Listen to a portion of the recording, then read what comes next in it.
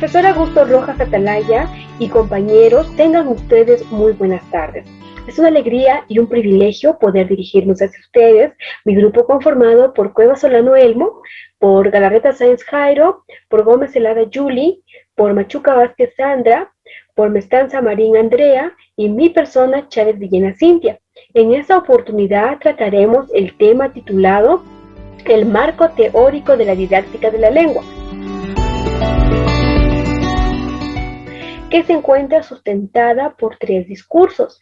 En el primer punto hablaremos sobre el contenido científico de la lingüística. En el segundo punto hablaremos sobre el sujeto que aprende sobre la psicolingüística. En el tercer punto hablaremos sobre el sujeto social, donde se mencionará la sociolingüística. ¿Cuán importante es poder aprender sobre este tema, el marco teórico de la didáctica en la lengua, ya que constituye un campo de conocimiento que tiene como objetivo enseñar y aprender nuevas lenguas para poder nosotros practicarlas y adecuarlas de acuerdo a la situación? Es así como nosotros vamos a poder desarrollar las destrezas comunicativas, haciendo posible un uso adecuado, coherente y correcto del lenguaje. Vamos a dar pase a mi siguiente compañero, quien explicará el primer punto sobre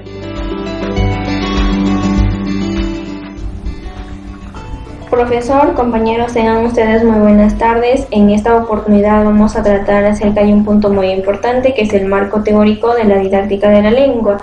Según Alicedo, en el año 2004 nos viene diciendo que es el conjunto de discursos elaborados acerca de la enseñanza y el aprendizaje.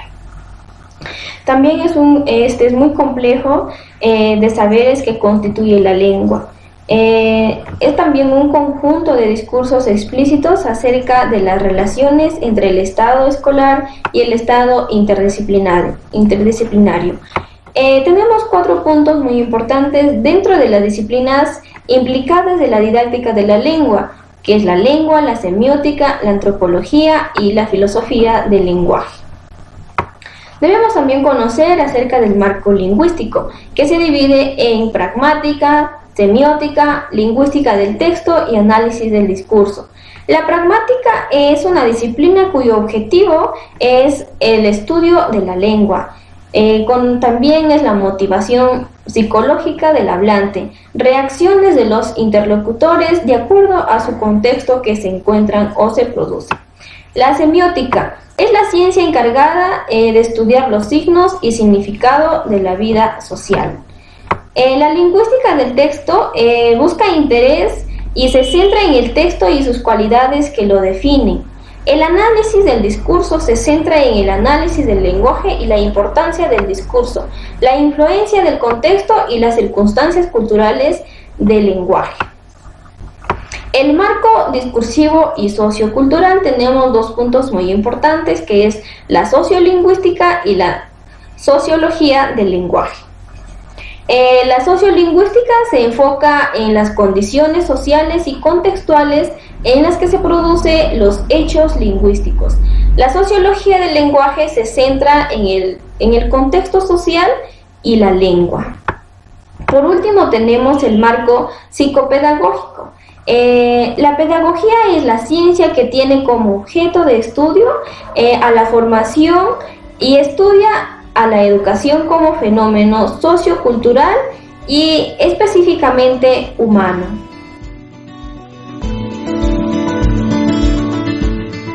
Bien, en esta oportunidad yo les voy a hablar del contenido científico sobre lingüística, ¿no? He creído conveniente citar algunos autores y representantes que aportaron a la lingüística.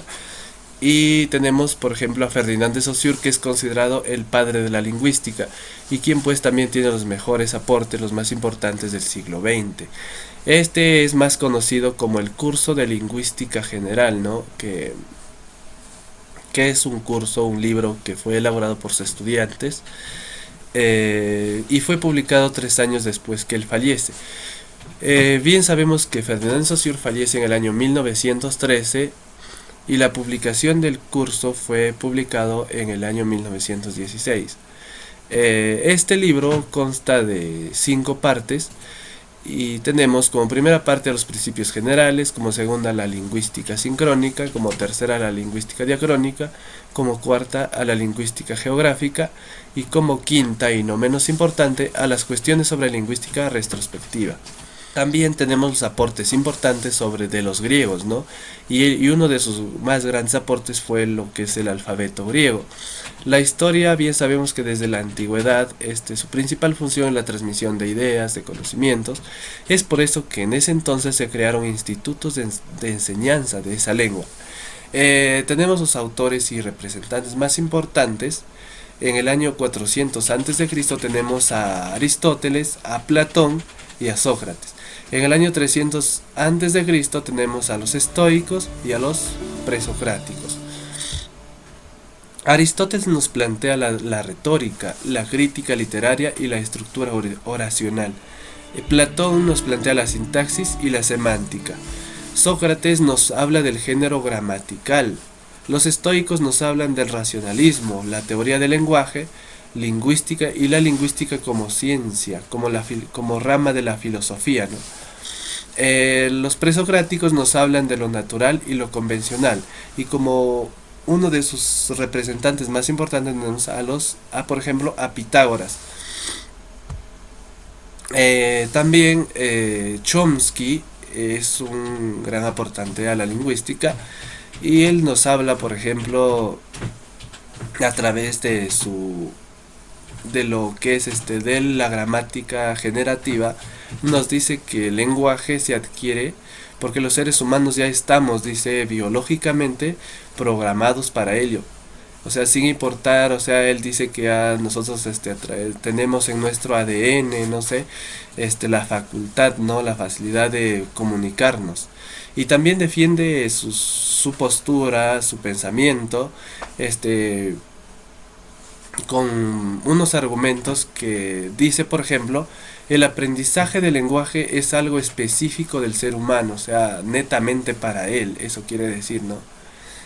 La imitación tiene pocos efectos a la hora de adquirir una lengua, o sea, yo no puedo aprender de alguien, hablar, cualquier cosa, eso quiere decir. Y las emisiones verbales de los niños, dice que que no son aprendidas. O sea, como ya lo dije, para él nosotros ya tenemos en nuestro ADN, la capacidad, ¿no? De hablar, de lenguaje, pero no, en realidad no es así porque todos aprendemos, ¿no? Desde el momento que nacemos adquirimos una lengua, nuestra lengua materna, ¿no? Porque al escuchar a nuestro padre, nuestra madre al hablar, las personas que nos rodean, nosotros adquirimos esa lengua. Y eso sería todo por hoy. Gracias.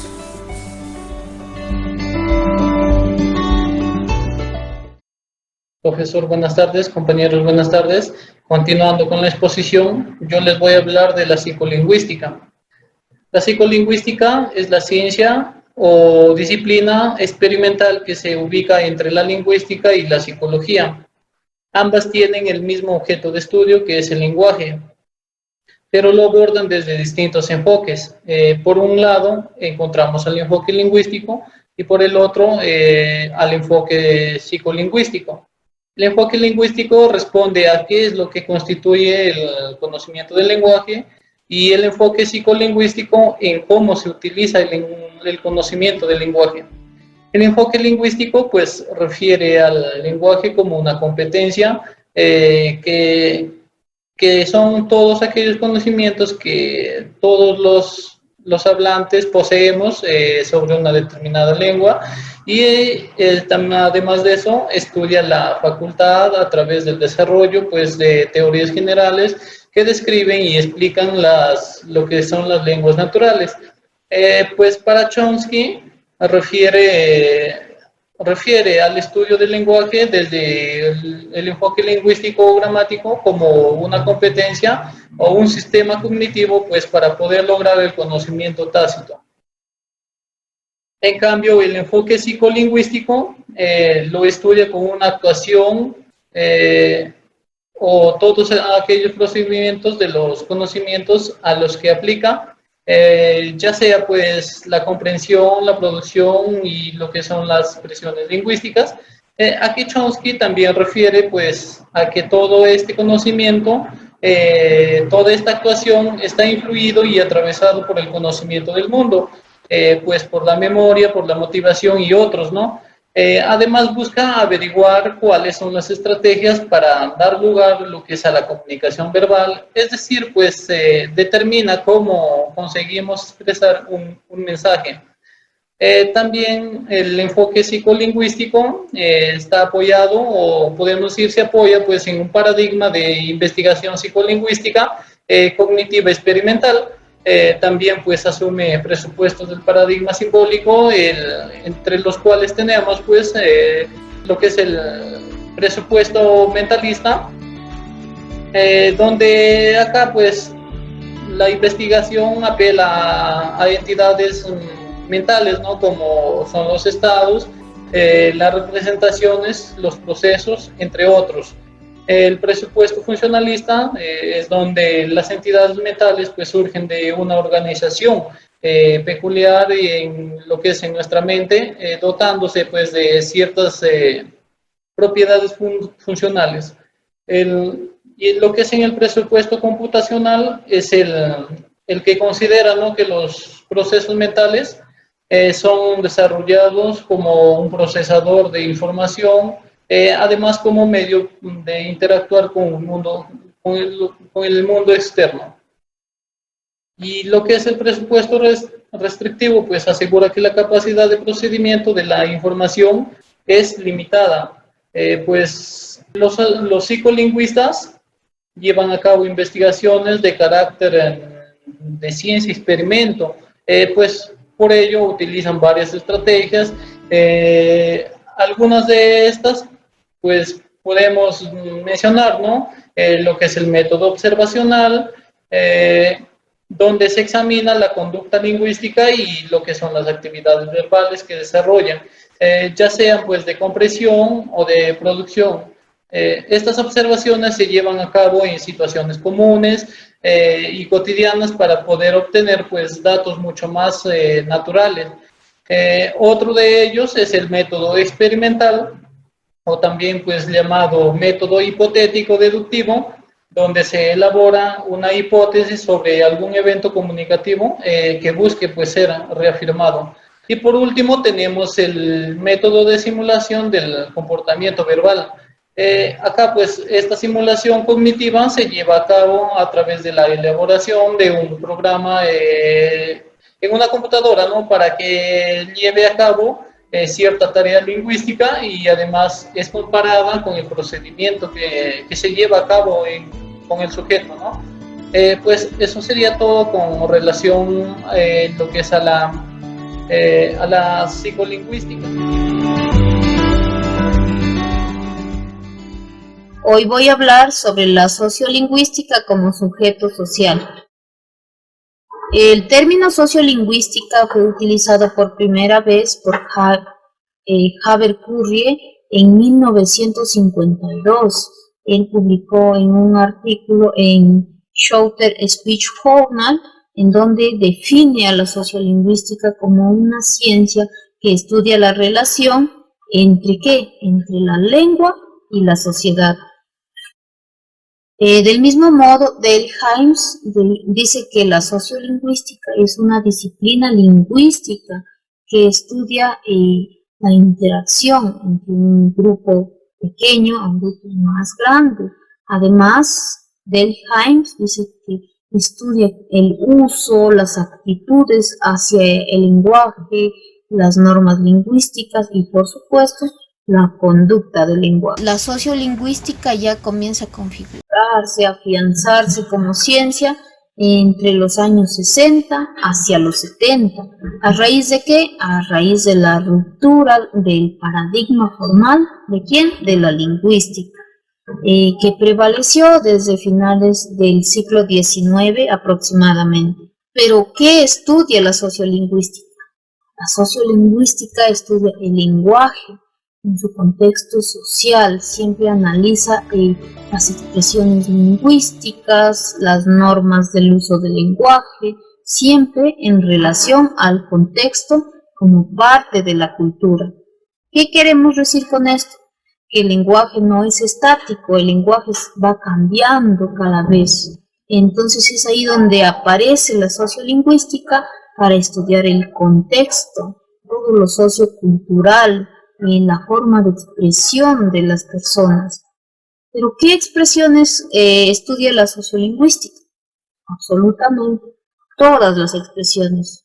No importa la variedad del lenguaje, no importa el género, si eres mujer, hombre, eres adolescente, niño, adulto, no importa si eres de la zona rural, de la zona urbana, o eres de clase alta o de clase baja, no importa.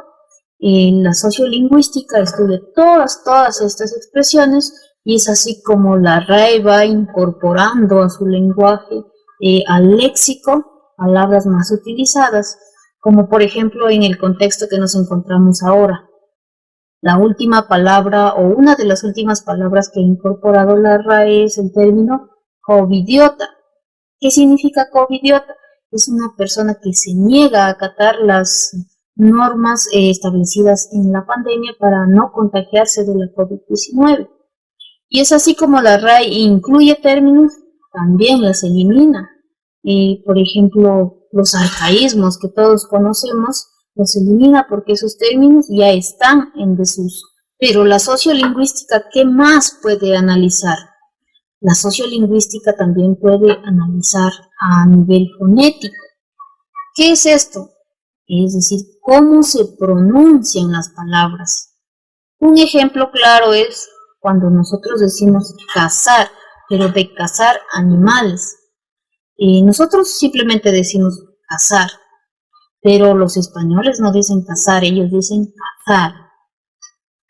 También la sociolingüística analiza a nivel morfológico. ¿Qué es a nivel morfológico? Tiene que ver con la forma, cómo se construye una palabra. Se puede unir las palabras o simplemente eliminar las palabras. Por ejemplo, cuando nosotros, en vez de decir no aguantó, ¿qué decimos? No aguantó. Estamos uniendo, estamos mezclando estas palabras. También la sociolingüística estudia a nivel léxico. Se refiere al vocabulario, que en una región puede existir y en otra no. Un ejemplo claro tenemos en el país de San Salvador, ellos llaman a los niños cipotes. Entonces un salvadoreño dirá un cipote cuando se refiere a un niño, pero si esa palabra lo traemos a nuestro contexto, ¿qué vamos a decir nosotros? No conocemos, pues de repente estamos pensando que se refiere a una fruta, a un objeto, tal vez no conocemos ese léxico, es decir, no conocemos, no existe esa palabra en nuestro léxico. También a nivel sintáctico, tiene que ver con el orden de las palabras. Por ejemplo, una amiga me dice que tengo un chisme, entonces yo le voy a decir, cuéntamelo pues, en vez de decirle quizás, pues, cuéntamelo. También tenemos a nivel semántico, pero ¿a qué se refiere a nivel semántico? Se refiere al significado de las palabras. Un ejemplo claro sería cuando utilizamos la palabra lima. ¿A qué hace referencia? Hace referencia a la fruta, también hace referencia a la lima, al objeto de limar, y Lima, nuestra capital del Perú. Además, dentro de la sociolingüística, ¿qué podemos encontrar? Podemos encontrar la dialectología. ¿Pero qué cosas comprende la dialectología? Aquí encontramos los dialectos, los sociolectos y los registros. ¿Pero qué son cada uno de ellos? Los dialectos son las formas de hablar de cada uno de las regiones, de los pueblos, de las ciudades. Por ejemplo, en Perú, ¿cómo nos referiríamos o cómo saludamos a un niño? En Perú diríamos, hola chibolo. Cuando estamos, o un chileno diría, hola cabro. Un argentino que diría, hola pibe. Y finalmente un mexicano diría, hola chavo. Son diferentes formas de hablar en cada uno de los países, pero para referirnos a una sola cosa. ¿Qué son los sociolectos? Los sociolectos están definidos por las características de hablar del hablante. Podríamos decir que son las formas de hablar de las distintas clases sociales. Es decir, una persona de la clase alta que tiene una educación más alta, se podría decir, no va a hablar de la misma manera como una persona de la clase baja. Es decir, el de la clase alta, su lenguaje será más culto. En cambio, el de la clase social baja, entonces va a utilizar un lenguaje más sencillo, más vulgar sería en otras palabras. Y finalmente tenemos aquí a los registros. Pues los registros son variedades lingüísticas sociales que se utilizan a la forma de expresarnos, de acuerdo al contexto en que nos encontremos. Por ejemplo, yo saludo al profesor de una manera más respetuosa. ¿Cómo saludaría yo a un profesor? Le diría, hola profesor, buenas tardes, ¿cómo está? Pero no voy a saludar de la misma manera a un amigo quizás que conozco de toda la vida, entonces saludaría de diferente forma. ¿Cómo le diría yo? Hola amigo, ¿cómo estás? Con un lenguaje más vulgar, más amigable, ¿no? Es decir, entonces los registros utilizamos de acuerdo al contexto en que nosotros nos encontramos. Bueno, a partir de lo expuesto por mis compañeros, daré a conocer las conclusiones a las cuales llegamos acerca del tema. Referente al marco teórico de la didáctica de la lengua, esto se refiere al conjunto de discursos elaborados acerca de la enseñanza y del aprendizaje, los cuales contienen los saberes de la lengua, es decir, saber recrear, saber producir, saber comprender, saber repetir y saber resumir, más el conjunto de discursos explícitos que implican las disciplinas de la didáctica de la lengua, como en el campo de la antropología, el campo de la filosofía, el campo de la lingüística y el campo de la semiótica, temas que ya fueron abordados por mis compañeros en exposiciones anteriores. Con respecto al contenido científico de la lingüística, sabemos que debemos tener en cuenta al máximo representante de esta rama, que es Ferdinand de Saussure, quien aportó con ideas esenciales en este campo y las plasmó en su libro Lingüística General. Así como él, existieron otros autores que a través del tiempo realizaron aportaciones importantes, como Aristóteles, Platón y Sócrates. Y obviamente no debemos dejar de lado a Chomsky, quien nos habla de la gramática generativa y nos dice que todos los seres humanos nacemos con la capacidad del lenguaje sin importar la dificultad de la lengua. Luego tenemos a la psicolingüística, sujeto que aprende. Esta es una disciplina experimental en la cual se enlaza la psicología con la lingüística, en la cual ambas tienen en común el objeto de estudio, que es el lenguaje, pero la abordan desde distintos enfoques. El enfoque lingüístico y, por otro lado, el enfoque psicolingüístico. Es por ello que los lingüistas realizan investigaciones utilizando varias estrategias. Entre ellas tenemos el método experimental, el método observacional y el método de simulización del comportamiento verbal. Por otro lado tenemos a la sociolingüística, sujeto social, cuyo término fue utilizado por primera vez por Herbert Currier, quien define a la sociolingüística como una disciplina que estudia las relaciones entre lengua y sociedad. Según Jaimes, la sociolingüística es una disciplina lingüística que se ocupa del estudio de la interacción de grupos pequeños y su pertenencia a otros que las contienen. En sí, la sociolingüística estudia el lenguaje en su contexto social, es decir, analiza las expresiones lingüísticas y las normas de uso en relación al contexto social y parte de una determinada cultura. Bueno, eso es todo con respecto a nuestra exposición grupal. Muchas gracias por su atención.